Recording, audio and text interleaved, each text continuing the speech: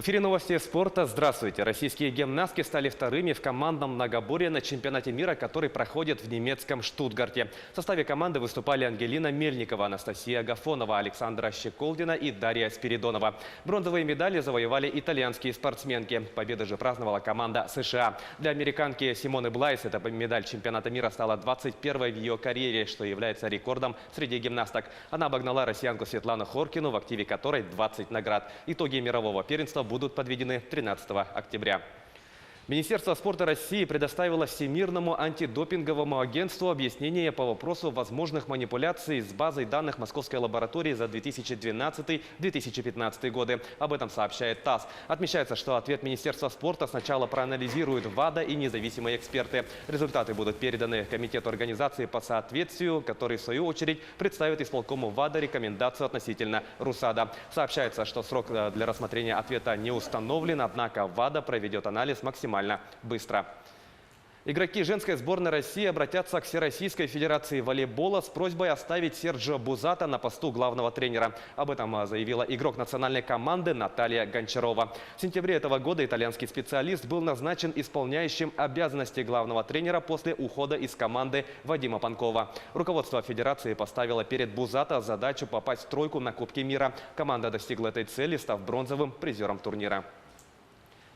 Смена тренера была неожиданной, но все увидели положительную динамику и в игре, и в настроении. Нам понравилось работать с Бузата. Мы решили обратиться к президенту Федерации и менеджеру, чтобы сохранить Серджио и поехать с ним на Олимпиаду, заявила Гончарова.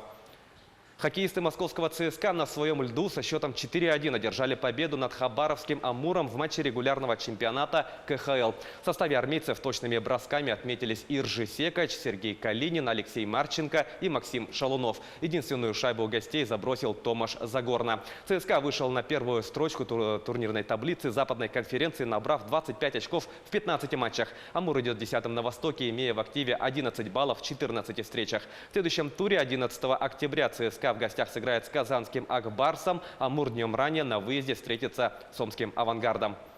В Мирном стартовало первенство компании «Алроса» по мини-футболу. Оспорить кубок традиционного турнира на паркет спортивного комплекса «Кимберлит» выйдут футболисты 26 предприятий и организаций, а также дочерних обществ, компаний и команды населенных пунктов. Подробнее в следующем материале.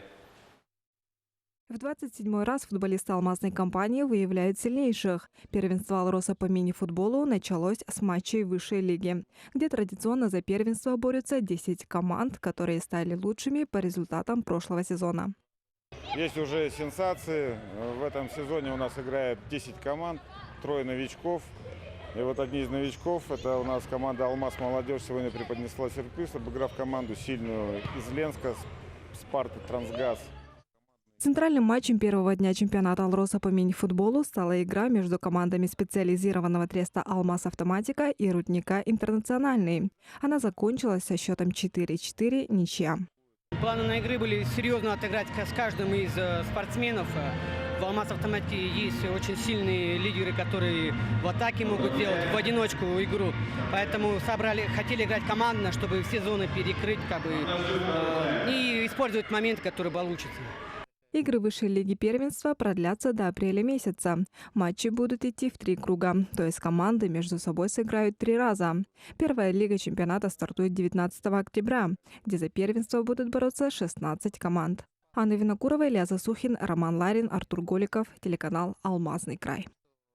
Якутский кикбоксер Вадим Колтовской в составе сборной России начал подготовку к дебюту на чемпионате мира. Как сообщает «Спорт Якутии», учебно-тренировочные сборы российских спортсменов проходят на спортивной базе подмосковного Огникова. Вместе с Вадимом на подготовительных этапах находится и его личный наставник, главный тренер сборной Якутии по кикбоксингу Андрей Алексеев. Напомню, Колтовской, выступающий в весе до 57 килограммов, является двукратным чемпионом России и чемпионом Европы. На грядущем чемпионате мира Вадим будет выступать в дисциплине фулл-контакт, слоу-кик. Мировое первенство пройдет с 20 по 27 октября в Боснии и Герцеговине.